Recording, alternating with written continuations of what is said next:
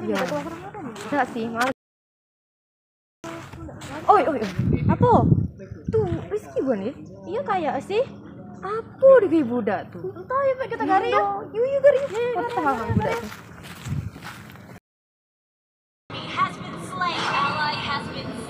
Aduh.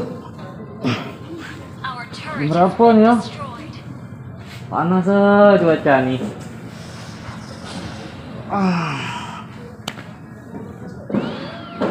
Astagfirullahaladzim, panas lagi lama tak berbuka ya. Perut lapar. Apa lagu ibu nih? Mana HP ku? Oh nih, main game lu ah.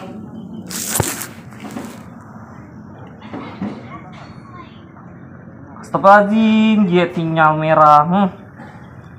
Pai pacak matong marah. Mana kawan budu ya Allah. Mana ngeleng lagi tak aku main game. Buka IG. Ngelek tuh ya HP ya Allah.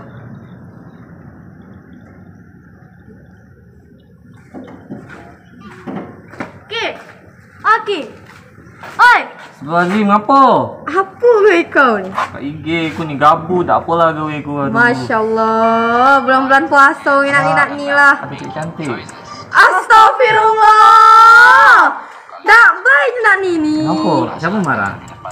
Baik kau ikut kami ngaji ke Pak Ustaz. Hah? Kemana? Ngaji ke rumah Pak Ustaz. Kapan? Sekarang. Yuk Ya, laporan. Aku mandi lu dah Be ya. Iya. Cepat mandi ya. Tunggu lah, iya. Oke. Dadah. Assalamualaikum warahmatullahi wabarakatuh. Alhamdulillahirabbil alamin. Assalatu wassalamu ala asrofil anbiya'i wal mursalin wa ala alihi washabihi ajmain. Amma ba'du. Teman-teman dimanapun kalian berada, apa kabar semuanya? Semoga selalu dalam keadaan sehat walafiat. Baiklah, sekarang kita sudah berada di kediaman Pak Ustadz Muhammad Rizal Zulfahmi. Sekali rasanya saya Muhammad Rizky Al-Fajar dan rekan saya Nanda Berlianda akan menemani teman-teman dalam acara ngaji bareng Pak Ustadz Rizal di YPN Blinyu TV. Assalamualaikum Pak Ustadz. Waalaikumsalam Pak Ustadz apa kabar nih? Alhamdulillah baik. Alhamdulillah. Pak Ustadz, seperti kita ketahui kan sekarang kan lagi Ramadan nih. Ya. Nah, sekarang kan lagi musim pandemi. Nah, meskipun begitu, tentu kita tidak lupa untuk selalu taat ibadah dan melakukan hal-hal yang positif. Betul. Pak Ustadz, hal positif apa sih yang bisa kita lakukan selama bulan Ramadan, terutama Ramadan pada tahun ini? Alhamdulillah banyak ya, banyak sekali artinya dalam hal ini yang bisa kita lakukan selain daripada berpuasa yang sudah menjadi kewajiban kita umat muslim, dan banyak juga termasuk salah satunya tadarus Al-Quran atau membaca Al-Quran. Itu salah satunya ya. Itu, dan pasti banyak hal-hal yang lain artinya dalam hal pergaulan-pergaulan yang sekarang yang kita lakukan yang jelas tujuan yang positif itu bisa juga kita lakukan daripada artinya kita melakukan hal-hal yang negatif ya. Gitu. Oh, kalau tujuan-tujuan yang positif itu seperti apa ya Pak Ustadz? Ya, artinya tujuan yang positif artinya membawa satu kebaikan dalam kehidupan kita, baik dalam rumah kita ataupun dalam masyarakat kita tentunya. Yang lebih utama artinya tujuan atau sasaran kita yang jangka panjang adalah pada Allah Subhanahu wa taala. Tentunya kita berharap semuanya kan pengen masuk surga. Ustadz, di lingkungan saya nih ada teman saya tuh dia tuh puasa tapi dia nggak pernah melaksanakan sholat Pak Ustadz, itu gimana? Ini dalam hal ini sudah baik mau melakukan puasa cuma kurang pas ya. Ini dalam hal ini puasa adalah rukun Islam yang kesekiannya artinya dalam hal ini, dan tapi yang menjadi kewajiban kita selaku umat muslim atau orang Islam artinya yang paling utama adalah sholat.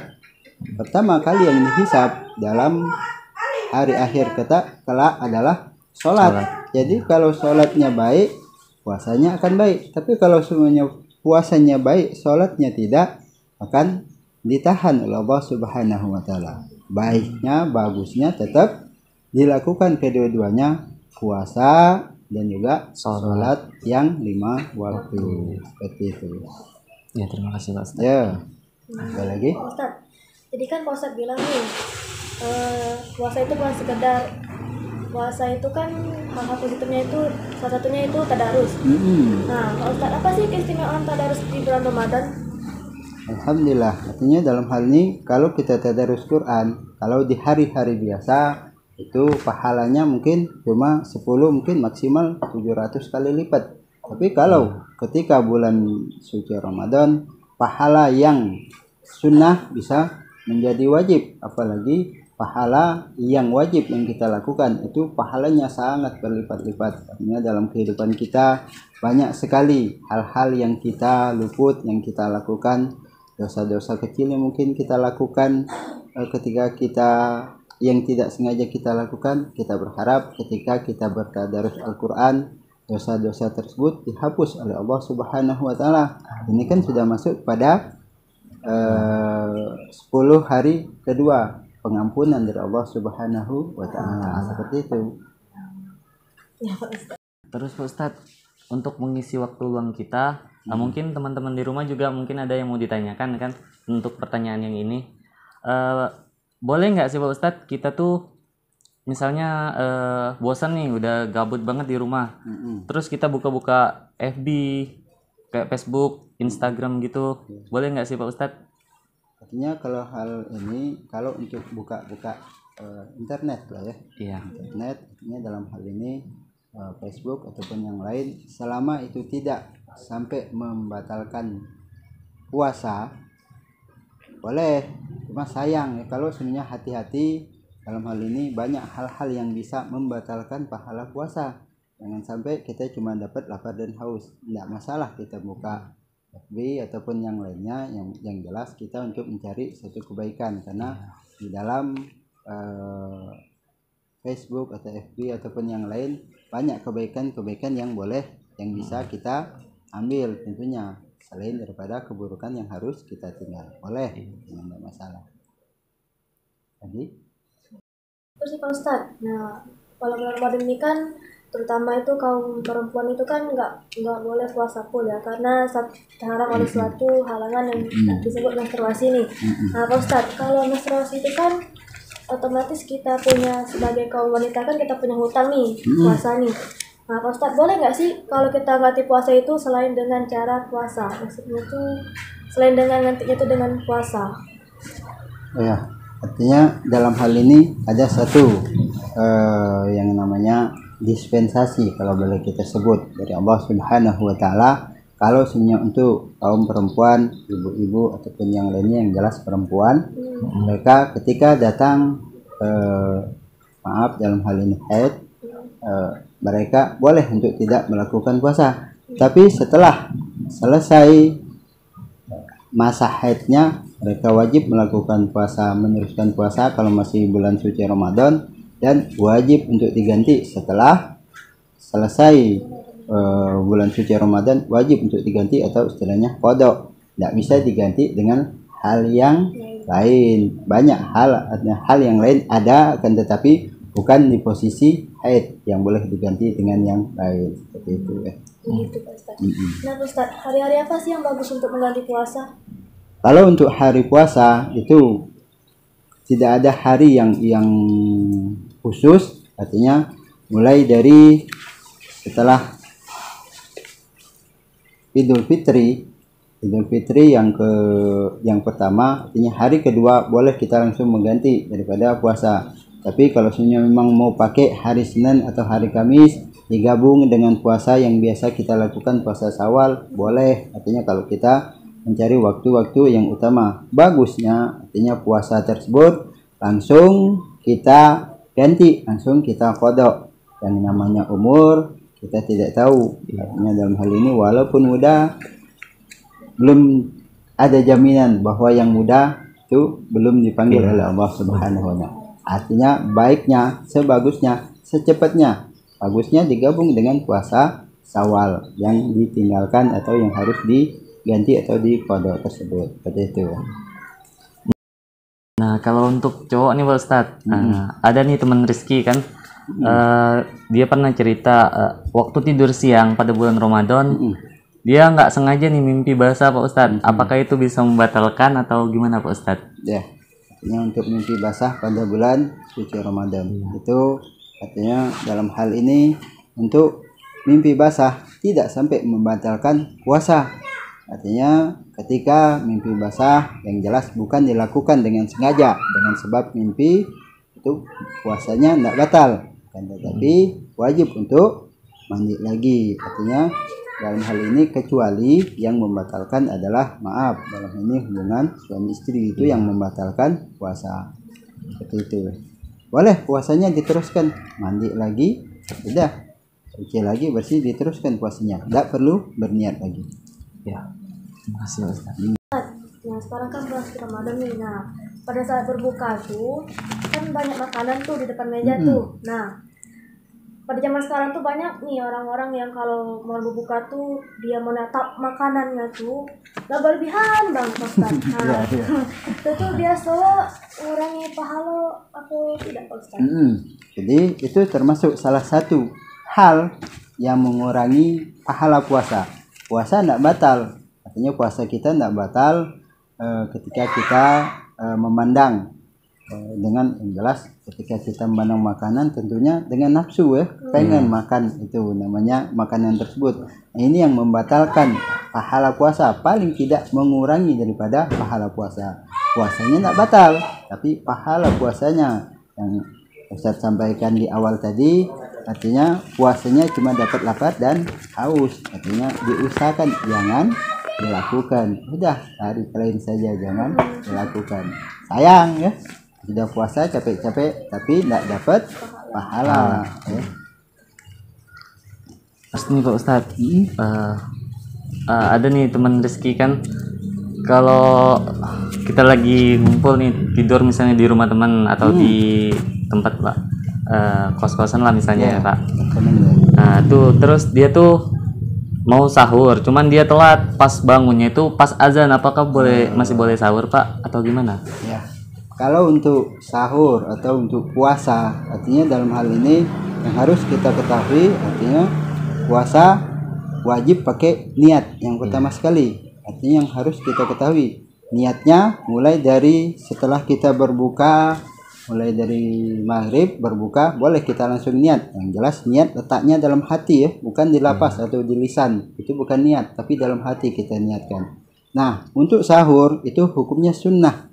Sayang artinya setidak-tidaknya 1 teguk air yang kita lakukan. Nah kalau semuanya kita sudah berniat tiba-tiba ketiduran bangun sudah masuk subuh, sudah azan, artinya sudah harus imsak, sudah harus menahan. Jadi tidak boleh lagi kita makan ataupun minum, bisa batal puasanya. Jadi teruskan, jadi langsung puasa karena niatnya sudah kita masukkan ketika sebelum kita tidur tadi. Jadi tidak boleh kita meneruskan puasa tanpa harus sahur, karena hukum sahur itu adalah sunnah ya. Itu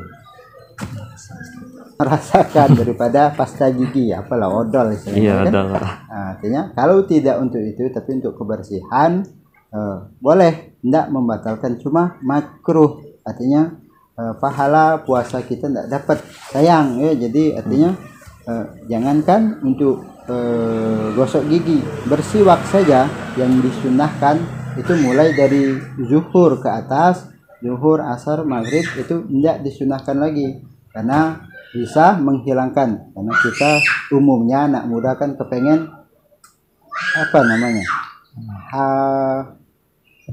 aroma yang keluar dari mulut kita itu wangi ya, wangi. Padahal kita salah.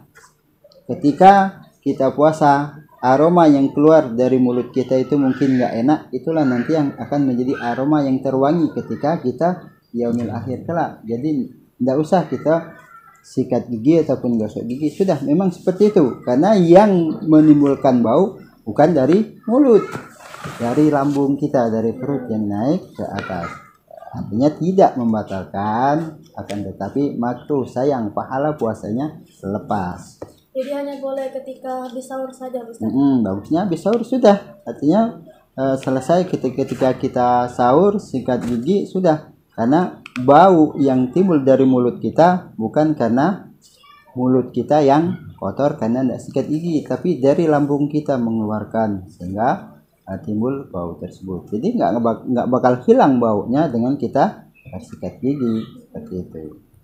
Tapi kalau untuk mandi sering-sering boleh nggak Pak Ustadz? Misalnya di siang hari terus sore mandi lagi, boleh nggak kayak gitu untuk menyegarkan Pak? Pada hari biasanya jarang mandi. Jarang mandi.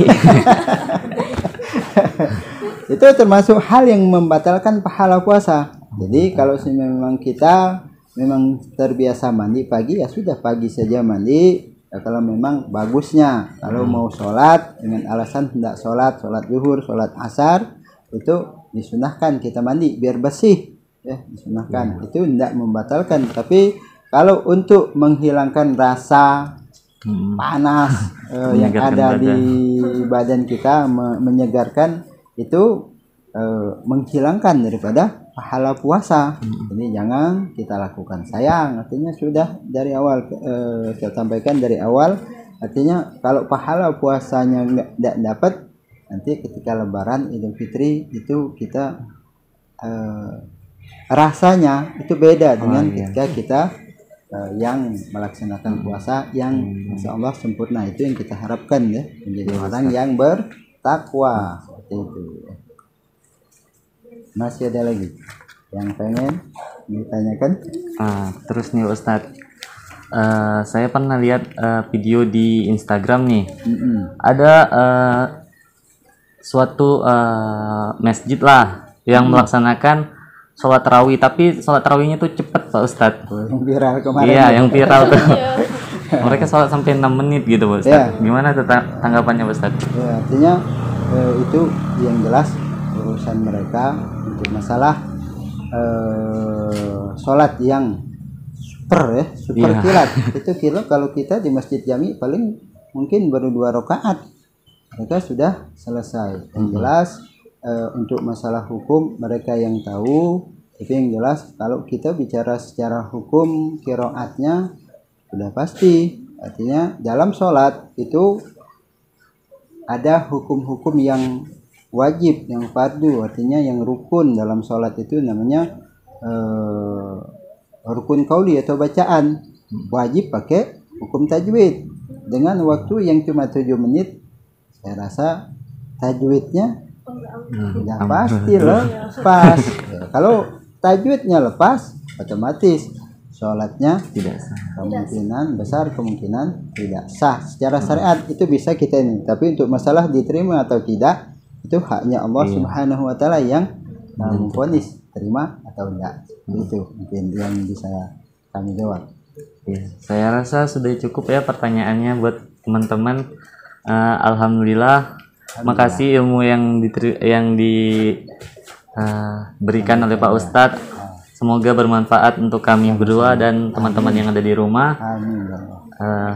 Saya Muhammad Rizky Al-Fajar, pamit undur diri, dan rekan saya Nanda Brilianda. Kalau ada salah saya mohon maaf, pada Allah saya mohon ampun. Sampai jumpa di episode selanjutnya. Wabillahi taufiq wal hidayah. Wassalamualaikum warahmatullahi wabarakatuh. Waalaikumsalam warahmatullahi wabarakatuh.